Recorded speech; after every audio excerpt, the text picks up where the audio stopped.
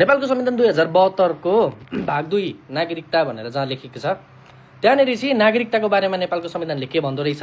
अनि अहिले यो नागरिकता विधेयकको धेरै हल्ला चलिरहेको छ, पारित भयो अरे के अरे भनेर हल्ला चलिरहेको बेला नेपालको संविधानले चाहिँ नागरिकता विधेयकभित्र के गर्नुपर्छ भनेर भन्दो रहेछ भनेर म तपाईँहरूलाई केही जानकारी दिन आएको छु। यो भिडियो पुरा हेरिदिनु होला, अनि के गर्दा कसो हुने रहेछ भनेर तपाईँहरूले पनि आफू अवगत हुन सक्नुहुन्छ, अनि तपाईँहरूले पनि केही आफूलाई इन्फर्मेसन दिन सक्नुहुन्छ। यो भिडियो मैले स्टार्ट गरेँ।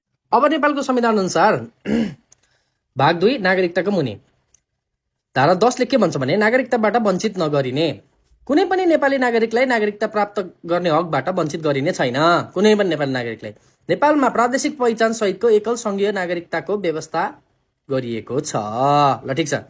11 मा के भन्छ, नेपालको नागरिक ठहर्ने। को चाहिँ नेपालको नागरिक ठहर्छ त? 1 नम्बरमा यो संविधान प्रारम्भ हुँदाका बखत नेपालको नागरिकता प्राप्त गरेका र यस भाग बमोजिम नागरिकता प्राप्त गर्न योग्य व्यक्तिहरू नेपालका नागरिक हुन्।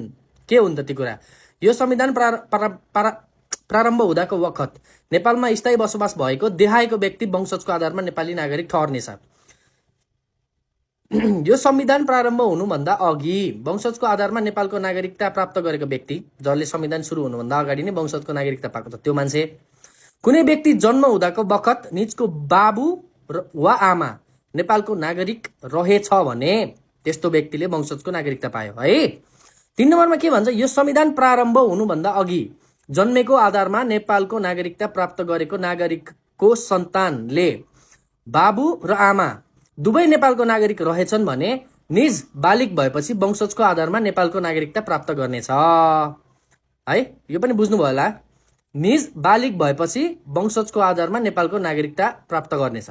4 मा के भन्छ, नेपालभित्र फेला परेका पितृत्व वा मातृत्व भनेको बाउ वा आमा ठेगान नभएको प्रत्येक नाबालक निजको बाबु वा आमा फेला नपरेसम्म वंशजको आधारमा नेपालको नागरिक ठहर्नेछ।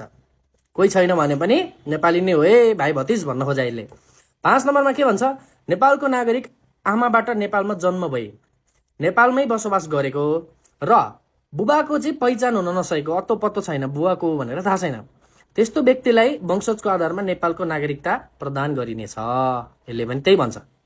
तर बाबु विदेशी नागरिक भएको ठहरेमा त्यस्तो व्यक्तिको नागरिकता संघीय कानुन बमोजिम अंगीकृत नागरिकमा परिणत हुनेछ।